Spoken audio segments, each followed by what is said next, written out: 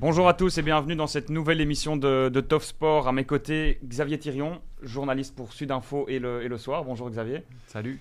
Bruno Govers, vice-président de Sport Presse. Bonjour Bruno. Salut. Et de l'autre côté de la salle, notre duo de choc d'anciens footballeurs professionnels, Philippe Van de Waal et Bertrand Crasson. Bonjour messieurs. Bonjour.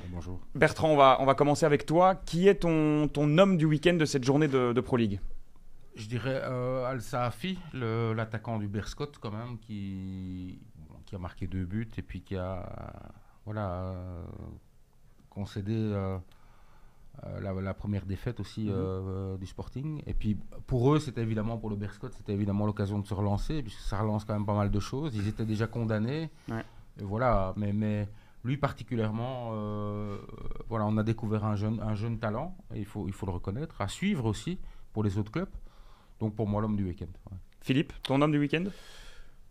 Je vais penser en premier lieu à Calvin de Kuyper de Bruges, parce que c'était pas un grand match, mais bon, ils ont fait les 3 points avant d'aller à Milan.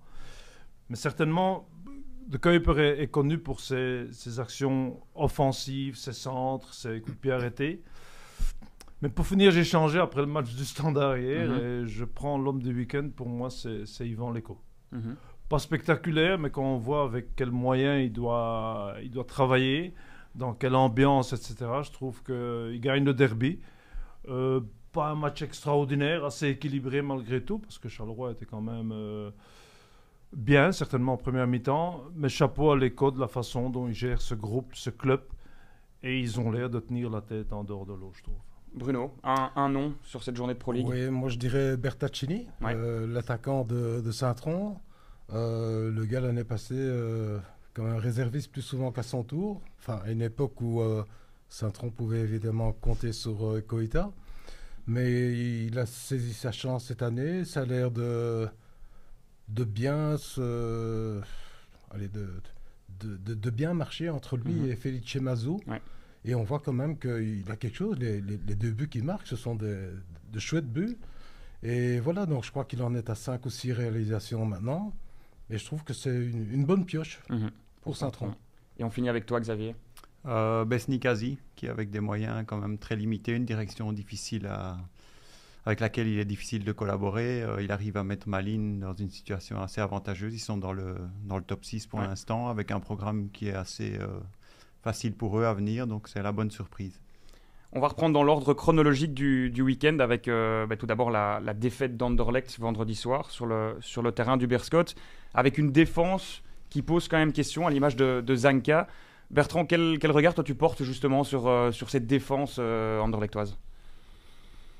Bon, évidemment, je crois qu'on a oublié aussi en général de défendre de manière agressive aussi dans l'esprit de ce match au Berscott. Je crois que c'est tout le monde, c'est pas seulement la défense.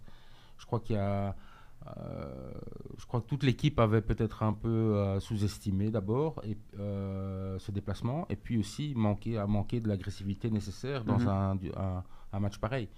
Donc qu'un joueur fasse 50 ou 60 mètres balle au pied sans être vraiment attaqué ou stoppé ou bloqué. Je veux dire, c'est l'état d'esprit plus que vraiment accabler la défense. Évidemment, je crois que en dernière instance, les défenseurs étaient trop loin de l'attaquant, ou étaient trop passifs, ou étaient trop laxistes peut-être. Mais c'est clair qu'on a vu, ça reste un point d'interrogation aussi. En attendant Vertonghen, enfin, ça fait des mois qu'il a plus joué, il a quand même l'âge qu'il a. Maintenant, le défenseur danois, on a vu que ça soit à la Sociedad aussi, il fait une erreur après 5 minutes. Ici, contre le Berscott, il est impliqué aussi dans les buts. Je crois qu'il n'a pas cette vitesse, cette agressivité qu'on attendait de lui. Ouais. Donc, oui, on peut accabler la défense, mais moi, j'ai pas envie de dire, voilà, la défense, ça peut arriver. C'est un accident de parcours, je pense. Mais de manière générale, je trouve que peut-être que Berscott dernier, ils n'ont pas encore gagné un match. Il faut se dire quand même que je connais ces déplacements Berscott à l'époque GBA, etc. Partout où Anderlecht se déplace, que ce soit au Westerlo, au Cercle, machin, il y a une équipe en face qui veut votre peau. Donc c'est vraiment, il faut s'attendre. Voilà, il faut commencer le match dans un état d'agressivité supérieur à l'adversaire, ce qui n'a pas été le cas. Mais Bon, voilà, évidemment, tout le monde va se plaire à taper sur le défenseur central en disant voilà, c'est vrai qu'il y a des bons jeunes qui sont prêts là pour prendre la relève, mais je crois que le contexte du Beerscot pour Anderlecht, c'était peut-être un peu trop à la légère. Bruno, ça fait quand même quelques fois que Zanka se montre et pas nécessairement positivement. Est-ce qu'on peut parler d'une mauvaise pioche pour ce transfert ? Pour moi, c'est vraiment une mauvaise pioche. Je comprends pas très bien pourquoi. Enfin oui, c'est évidemment un Danois. Il était connu de Riemer et du directeur technique aussi. Mais franchement, ce qu'on voit sur le terrain, je sais pas. Moi, j'ai eu l'occasion chez les Futurs de voir le petit-fils de Paul Van Imst, Armando Lapage. Est-ce qu'il est vraiment inférieur à ce Zanka ? Je pense pas. Je pense pas. Et disons que ça m'interpelle un peu parce que, bon, étant le petit-fils de Van Imst, tu te dirais, bon, il a quand même fait des stages avec Anderlecht, il a été souvent appelé à renforcer le noyau. Tu te dis, tôt ou tard, il va quand même avoir sa chance. Et je pensais qu'il l'aurait beaucoup plus tôt. Mais quand il a fait un gros match, j'ai vu le match contre REDM, il a fait un gros match. Mais pourtant, pour l'instant, Lapage, je pense, est surtout victime de la situation justement des U23, qui doivent absolument essayer de se sauver. Et Lapage est indispensable dans cette défense. Donc je pense qu'il n'aura pas trop sa chance dans les prochaines semaines, ou alors une bonne surprise, il le mériterait, on est bien d'accord. La même chose vaut pour Goto, qui a aussi fait un terrible match, qui maintient un peu cette équipe des U23 debout, qui a signé un doublé, qui a battu le REDM presque à lui tout seul ce week-end. Mais lui aussi est victime de la situation des U23 qui ont besoin d'un attaquant qui performe. Parce que quand on voit les difficultés de Dolberg, de Vasquez à marquer un but, on pourrait aussi se dire que Goto mériterait peut-être une chance en équipe première. Tu étais au stade vendredi ? Oui. Est-ce que tu as senti peut-être un peu plus de nervosité chez David Huppert ? C'était sa première officielle, entre guillemets. Est-ce que tu l'as senti plus nerveux que d'habitude ? Non, ça ne m'a pas marqué. C'est vrai que j'ai vu que certains parlaient de sa gestuelle sur le bord du terrain qui était un peu différente, etc. Mais ça m'a pas marqué. En conférence de presse d'après-match, il est resté très, très soft, très correct, très, très posé. Mais par contre, le manque d'agressivité des joueurs, oui, comme Bertrand le disait, ça c'est quand même interpellant. Je pense qu'Anderlecht n'a pas pris une carte jaune sur l'ensemble du match. C'est déjà la 4e fois sur la saison que ça leur arrive. Et justement, 2 fautes commises, c'est la statistique qui ressort après ce match. 2 fautes commises seulement par les joueurs d'Anderlecht sur toute la rencontre. Est-ce que il y a aussi un vrai manque de grinta chez cette équipe d'Anderlecht ? Je pense que Bertrand a bien résumé la situation quand tu vas contre des équipes comme ça, entre guillemets, je dis bien plus faibles, parce que cite-moi un match maintenant où tu peux aller la fleur au fusil en disant on prend les 3 points, plus aucun en Belgique, je pense. Et certainement dans la situation du Beerscot, que pour eux, chaque point vaut de l'or. Mais je n'accablerai pas trop Anderlecht dans le sens que j'ai vu tout le match. Si ils rejouent ce match-là 10 fois, ils vont gagner 9 fois, je pense. L'imprévisible du match a fait que... Mais c'est vrai qu'il manquait que tout le monde joue en manche courte pour vraiment y aller et mettre, comme tu dis, cette grinta qui manquait peut-être un peu, surtout après le résultat en Europa League là, à la Sociedad, où c'était pas mal, où tout le monde se dit « Ah, on est capable de faire ça ». Et là, peut-être qu'inconsciemment, tu prends ça peut-être un peu plus à la légère, avec ça comme conclusion. Peut-être qu'inconsciemment aussi ou pas, il pensait déjà au match de jeudi. Possible. Bruno, ça ne devrait pas. Ce que je veux dire, c'est que sur l'ensemble du premier tour des matchs allés, le Beerscot va peut-être avoir une seule victoire. Une seule victoire. Et c'est contre Anderlecht. Je suis désolé, hein, tu peux dire tout ce que tu veux. Ça fait tâche, ça fait désordre, ça ne peut pas arriver. On peut trouver toutes les circonstances atténuantes qu'on veut. Je suis désolé, mais ce genre de match, tu dois le gagner. Tu joues contre le dernier, une équipe qui est malmenée, une des équipes les plus faibles que j'ai vues à l'œuvre ces dernières années, et tu rentres en bretouille. Est-ce qu'il y a peut-être aussi un aspect mental, comme tu l'expliquais aussi un peu, d'arriver chez en début de week-end chez une équipe faible. Tu l'as bien résumé. Bon, aujourd'hui, ça va faire plaisir aux experts des data, hein, puisque aujourd'hui, on leur a ouvert les vannes experts des data. 2 fautes commises, ça résume tout. En fait, je crois qu'une équipe doit être capable aussi d'avoir un panel ou de plusieurs options quand on a vu le contexte aussi. Je crois qu'ici, le match à la Sociedad, par exemple, c'était une option footballistique. Des bonnes sorties, des bonnes transitions, etc. Tout ce qu'on voit évidemment dans la théorie. Maintenant, dans un contexte sale, un petit peu compliqué, il faut parfois sortir l'option de l'engagement, voilà, privilégier le résultat plutôt que la manière. Et c'est vrai qu'on a un peu tombé dans ça, je crois. Parfois, certaines équipes tombent un peu dans ça, c'est-à-dire le football un peu trop académique, toujours résoudre tout par des situations footballistiques. Je crois que parfois le football demande des choses supplémentaires. Mais ça, c'est parfois la personnalité ou l'expérience des joueurs qui peut l'amener. Et je crois que dans cette équipe qui est encore jeune, ça manquait un petit peu. De pouvoir jouer par exemple avec le public, jouer avec l'arbitre, bluffer parfois à certains moments, gagner du temps. Enfin, ça c'est l'expérience qui amène ça.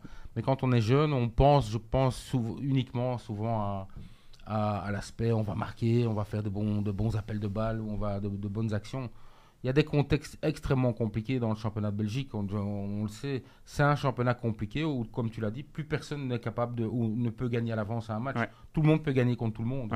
Et donc même le Berscott, par l'agressivité, par le public, parce que c'est un sale contexte. Je peux vous dire que quand vous allez là-bas, enfin tu le sais, l'ambiance elle est hostile. Donc il faut parfois pouvoir répondre avec d'autres armes. Et voilà, ça a manqué, mais c'est une expérience de plus pour l'équipe, pour David Hubert, pour... Voilà, je pense que maintenant, ils sont prévenus et ça leur arrivera plus, j'ai l'impression, de sous-estimer peut-être un peu l'agressivité ou le contexte du match. Mais dans ce contexte-là, un Vertonghen manque énormément et un Dendoncker en milieu de terrain aussi. Et donc là, les faiblesses défensives obligeant à mettre Dendoncker derrière, si Mitch était suspendu au Berscott, ça pose vraiment un problème pour la suite aussi. Anderlecht peut se rattraper rapidement ici avec un match en Europa League contre Ludogorets, qui est invaincu en championnat.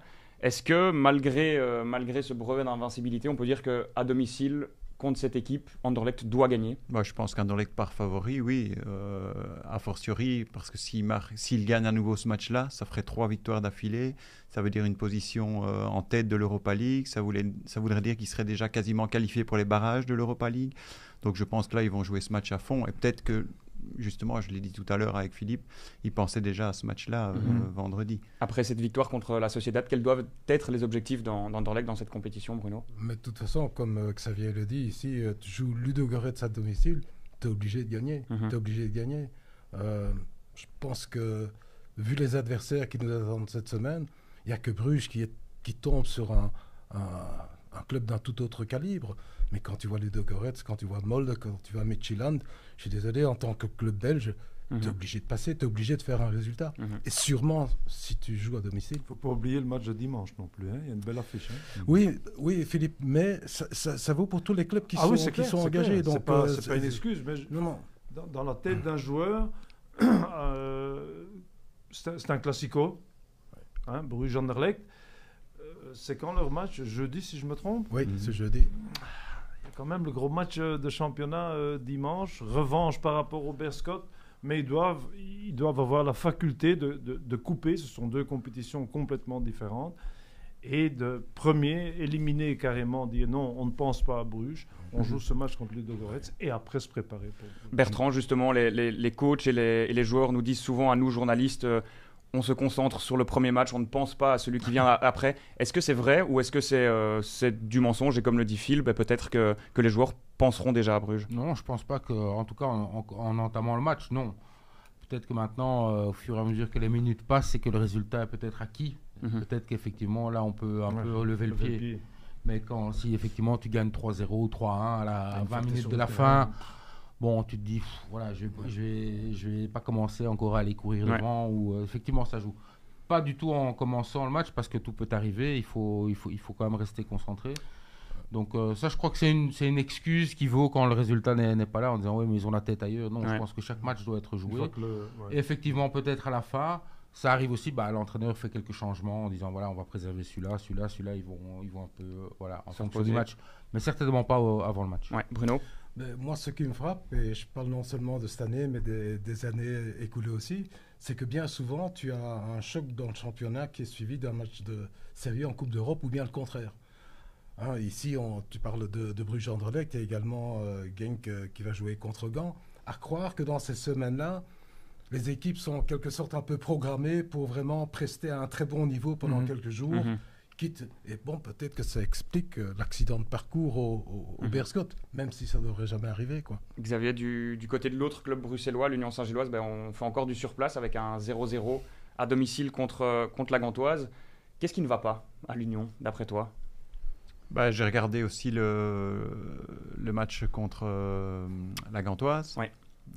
Comme Philippe, j'ai failli m'endormir également. C'est assez incroyable. Au niveau offensif, je pense que c'est leur 6e 0-0 de la saison, toute compétition confondue. Donc ça, c'est quand même assez inquiétant. Il faut dire que ce week-end, ils étaient quand même privés d'Ivanovic et de Fusaini. Ouais. Tu es mieux placé que moi pour le savoir. Est-ce qu'ils vont revenir pour le match de Coupe d'Europe ? Ça, ce sera déterminant à mon avis. Et la blessure de Castromonte, ça c'est un gros souci quand même pour la Coupe d'Europe. Le point positif, c'est la première titularisation de Sofiane Bouffal. Philippe, est-ce que tu penses que ça peut être une vraie belle révélation de cette saison de Pro League ? Oui, au même prix que le centre-avant de Beerschot, hein, c'est un match, quoi. Hein. Oui, il a montré quelques trucs techniques, une belle frappe enroulée vers le deuxième poteau, oui. Mais encore une fois, je pense que le problème est un peu plus, je ne vais pas dire plus grave. On ne marque pas, quoi. L'Union ne marque pas. Et moi, c'est mon avis personnel, en regardant la télé, pas, quand tu n'es pas au stade, tu n'as pas cette sensation.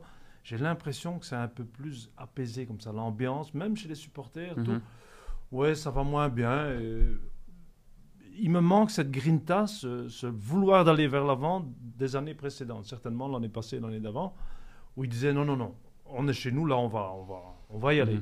Ok, on connaît tous le problème aussi des meilleurs joueurs qui sont partis, on va résumer ça comme ça, que c'est un nouvel entraîneur, un jeune entraîneur sans beaucoup d'expérience. Tout ça fait que c'est un peu plus calme à l'Union, mais le problème c'est que tu ne gagnes pas, quoi. Bertrand, justement, sans reparler de tous ces départs, de ces changements, que ce soit sur le terrain ou dans le staff, est-ce que finalement c'est tout simplement pas logique, après 3 saisons extraordinaires, de connaître une saison entre guillemets un peu plus normale ? Oui, peut-être que le seul danger, c'est d'être résigné en disant, bon, comme Philippe le dit, bon, ok, voilà, c'est ça. Parce que quand on a été habitué à pouvoir battre les meilleurs, à presque être champion, et maintenant tomber dans un certain anonymat du championnat, c'est-à-dire mieux de classement. Je crois qu'ils ont même le même nombre de points que le Standard, si je me trompe. Donc c'est vraiment... Tout se tient vraiment en quelques points. Donc voilà, le temps passe et c'est vrai qu'on a peut-être moins cette magie qu'on a découvert finalement il y a si peu de temps, il y a 3 ans. Il y a 4 ans, l'Union n'était absolument pas du tout dans les conversations. Puis pendant 3 ans, dans toutes les conversations. Et maintenant, c'est vrai qu'on retombe un petit peu, mais effectivement, je crois que Pocognoli, un garçon intelligent, il voit aussi un petit peu la qualité de son noyau, les changements continuels, les blessures. Et effectivement, la sécheresse des attaquants pour l'instant devant. C'est une mauvaise période, mais bon, ils n'ont pas perdu non plus.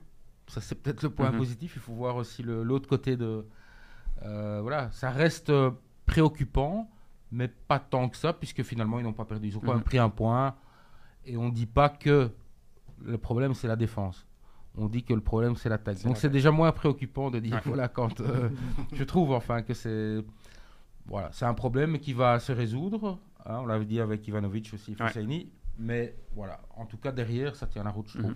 Pour l'Union, c'est un déplacement au Danemark, à Midtjylland, qui est tout de même 2e.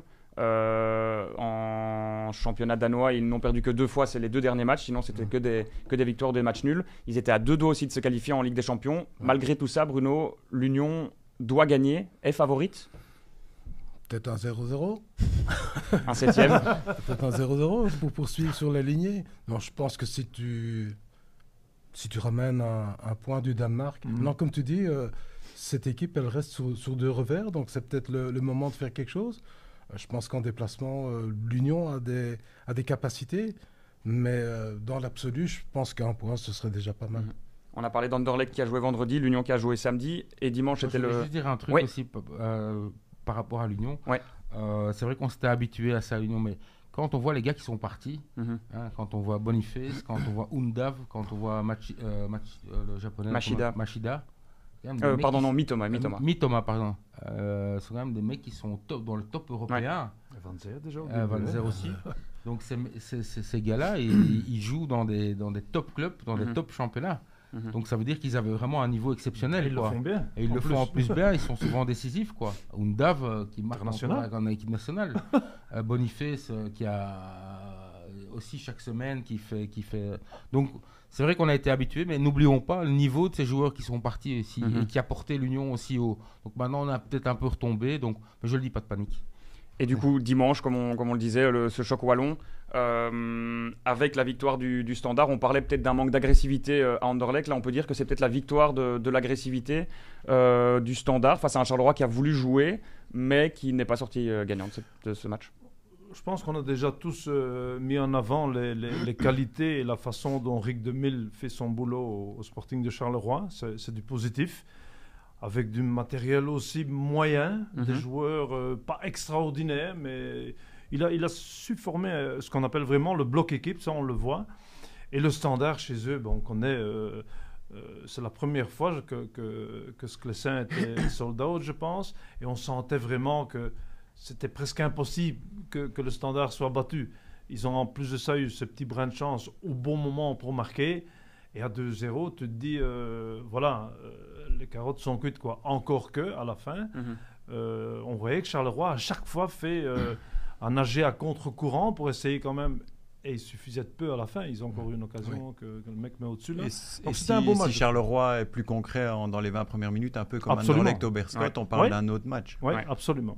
Bruno, la saison du Standard est enfin lancée après cette victoire dans ce choc wallon. Oui, mais on a déjà vu un Standard avec plusieurs visages. Donc, en début de saison, en essayant de produire du jeu, on a vu que ça ne rapportait pas beaucoup de points. Puis on est revenu à un peu plus d'agressivité. Ça porte ses fruits. Et maintenant, je trouve qu'on est un peu dans un mélange des deux. Donc, c'est toujours une équipe agricheuse, quoi.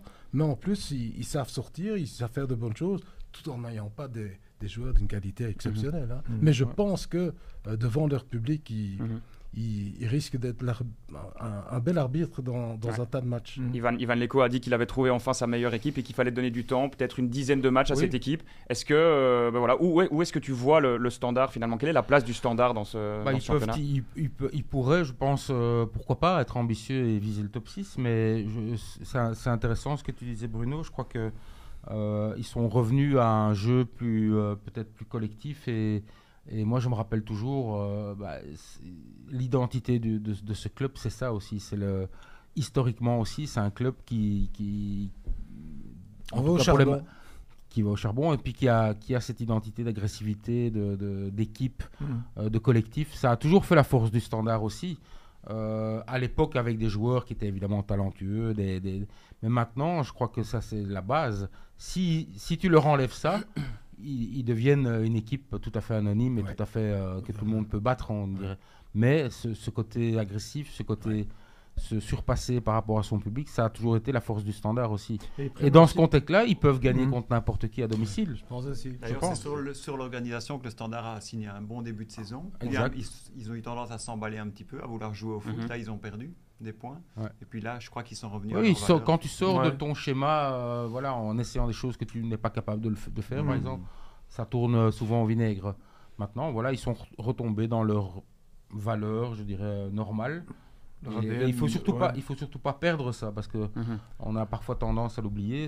Une équipe doit avoir un cap, et je crois que l'Eco l'a bien compris maintenant. Philippe, oui, est-ce que l'Eco n'a pas non plus, avec son caractère assez chaud, utilisé un petit peu les mésententes, le désordre qu'il y avait au point de vue dans le comité, etc., les malaises qu'il y avait au Standard ces derniers temps, justement pour motiver ces joueurs, ce qui n'a rien à voir avec le côté technico-tactique, je vais dire, pour dire, les gars, de toute façon, nous, on doit jouer, donc c'est aussi une motivation indirecte pour motiver tes joueurs. Et je pense que l'Eco, il a fait ça. Oui, parfois, c'est une tactique de motivation aussi. De dire, ou que ce soit l'adversaire, ou des problèmes dans le club, que ce soit des problèmes de paiement, ou des problèmes de respect dans le club, ou l'adversaire, on a déjà vu parfois des entraîneurs qui font ça. Des coupures de journaux. T'as vu ce qu'ils ont dit sur nous, ils vous respectent pas, ils vous prennent pour de la merde. Enfin bon, voilà. Donc les joueurs sont évidemment piqués dans leur orgueil et ça donne parfois pourquoi pas. Mais en tout cas, oui, il y a clairement la direction. On a vu tous les problèmes et puis voilà, il y a un bloc maintenant staff équipe qui a l'air de fonctionner en dehors de tous ces problèmes qui se passent au-dessus d'eux dans les bureaux. Et je crois que voilà, c'est bien en tout cas pour les supporters. Voilà, ils ont, Et pour le football belge. et pour le football belge, voilà, Standard reste un grand club. Hein. Avec un bon état d'esprit, une bonne mentalité, une belle réaction aussi de la part des Polos. Qui avait été descendu après le Classico. Qui a fait un bel arrêt important. Et Xavier, on reste avec toi, avec le club de Bruges qui joue contre l'AC Milan ce mardi. Comment, d'après toi, négocier un déplacement pareil face à une équipe d'un total autre niveau? Bruges a montré que quand ils voulaient jouer comme ils l'ont fait contre Dortmund, par exemple, ils ont été très mal payés malheureusement, sinon ils avaient sorti un très bon match. Ils ont été gagnés au Sturm Graz. Donc Bruges, je crois, peut aller là avec une certaine sérénité. En jouant par contre, en étant obligé de jouer beaucoup mieux que ce qu'ils ont fait ce week-end, parce que quand je les ai vus contre Westerlo ce week-end, c'est quand même pas top. Et une fois de plus, sans Mignolet, ils auraient été très très mal en point. Philippe, on connaît ton affection pour le club de Bruges. Est-ce que, en tant que partisan du club de Bruges, tu y crois à ce match? Ils n'ont pas grand-chose à perdre, entre guillemets. Ils ont tout à gagner. Si ils jouent de la façon dont ils ont joué comme Sturm Graz, avec une victoire à la fin, c'est possible.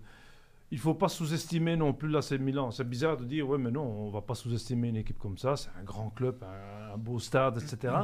Et on dit, oui, mais ils ne sont pas bien en championnat. Non, ils sont à 3-4 points de Naples, de la première place.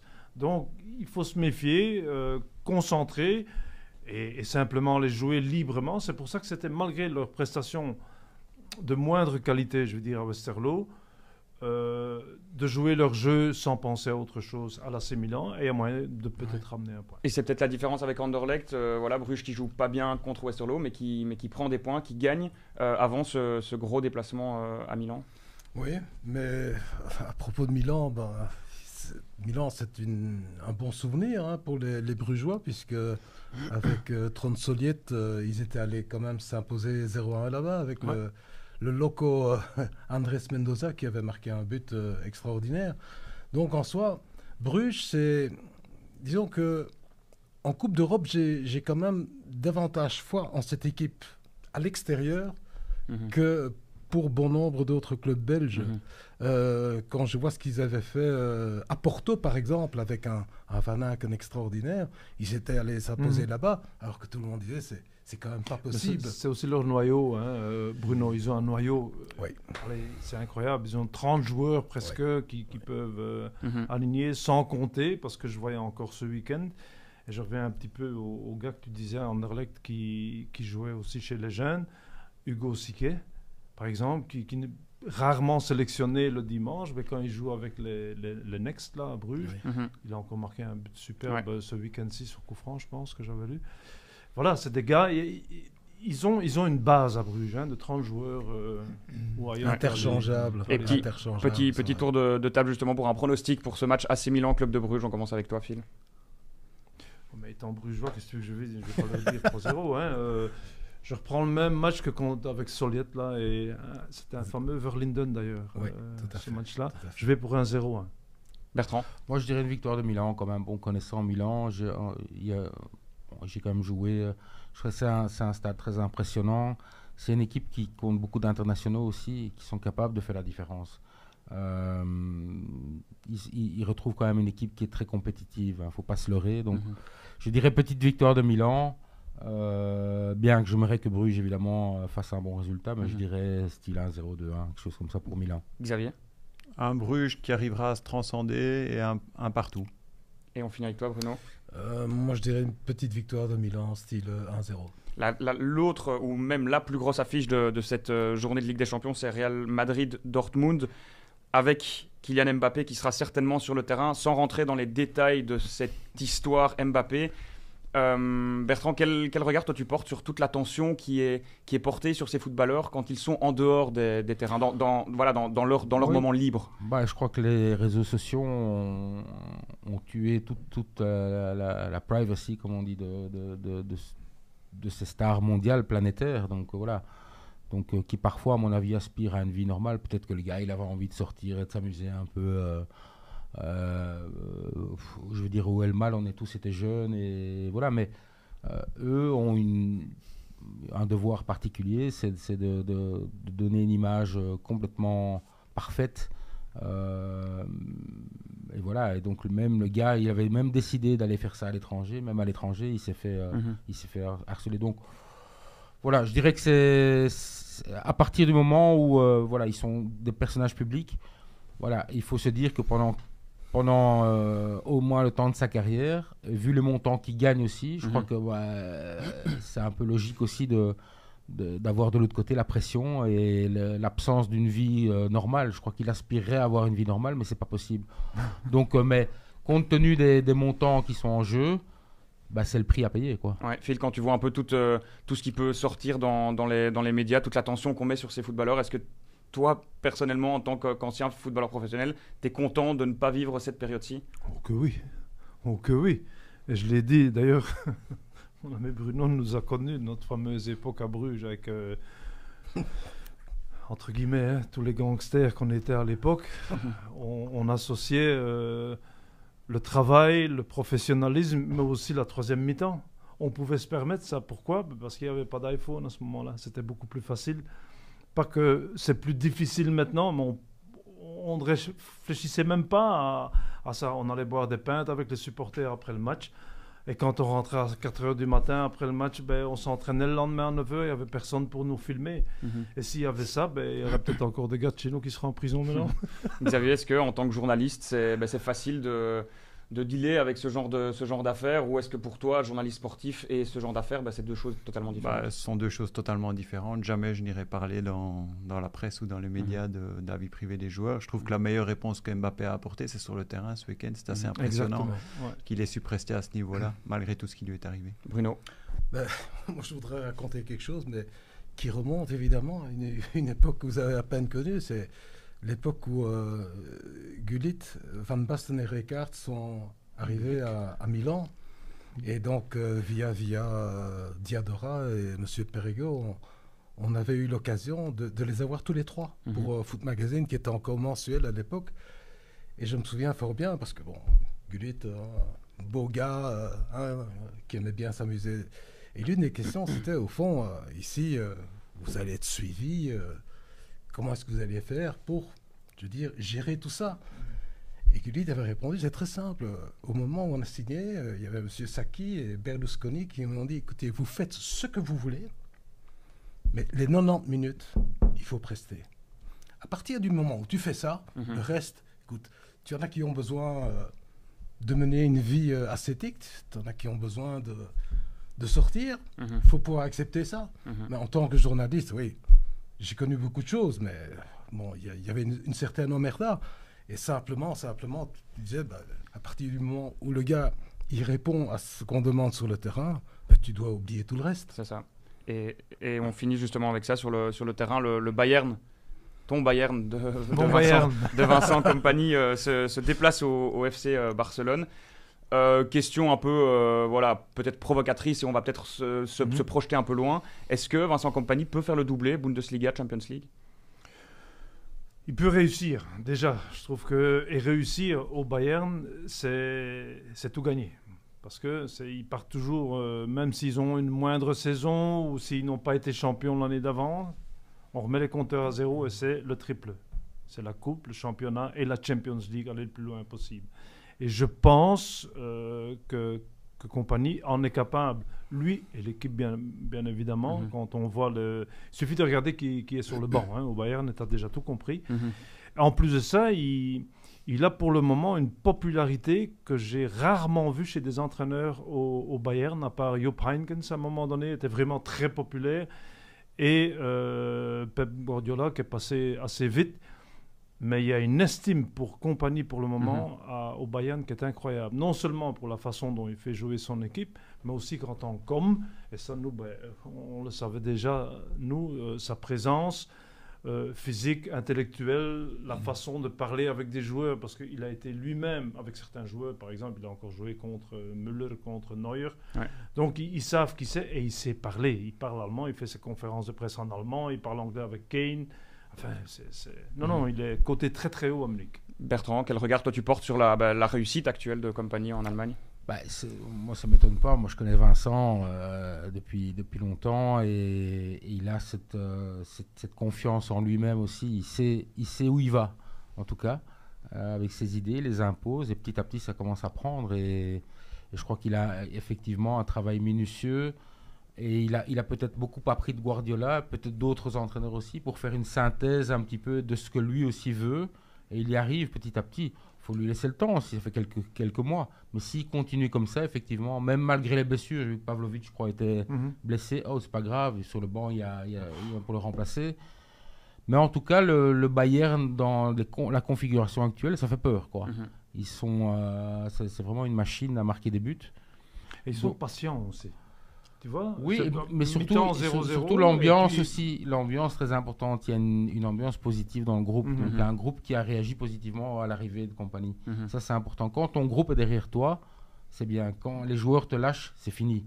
Donc, ça aussi, pour l'instant, il peut effectivement, comme tu as dit, profiter du soutien du groupe et des anciens et du cadres et du comité aussi, les anciens, style Matthäus, Oliver Kahn et tout cela. Rummenigge, tous ces gars-là, qui sont évidemment des dinosaures du football. C'est pas eux que tu vas leur expliquer ce qui se passe. Donc, ils voient bien tout le travail méthodique et acharné de Vincent. Voilà, en tout cas, c'est bien pour nous, la belle Belge, d'avoir un entraîneur comme ça qui peut. C'est d'ailleurs très rare qu'un gars comme Uli Hoeneß, qui est le parrain, on va dire. Ok, Rummenigge est président, etc. Il y a encore un autre président, mais Uli Hoeneß est vraiment le parrain du Bayern de Munich. Et quand lui va, il dit pas grand-chose. Mais quand il dit quelque chose, croyez-moi que c'est droit sur l'homme. Et là, après la défaite d'ailleurs du Bayern dernièrement, aide-moi, en Champions League. Oui, ils ont perdu. Maintenant, incroyable. Comment il a tout mis sur le côté. Il a dit, écoutez, simplement, remettez-vous en question et écoutez ce monsieur-là. Il va sortir sa casquette et il était, je ne vais pas dire mal à l'aise, mais quand Uli Hoeneß dit ça, mais tu sais quelle heure il est. Xavier, tu l'as connu à Anderlecht. Tu t'attendais à le voir quelques années plus tard, comme ça, réussir dans un des plus grands clubs du monde? Probablement oui, mais sans doute pas aussitôt. Et je pense que Anderlecht, avec lui, a commis l'erreur de lui donner trop vite les clés du club. À Anderlecht, compagnie devait tout faire.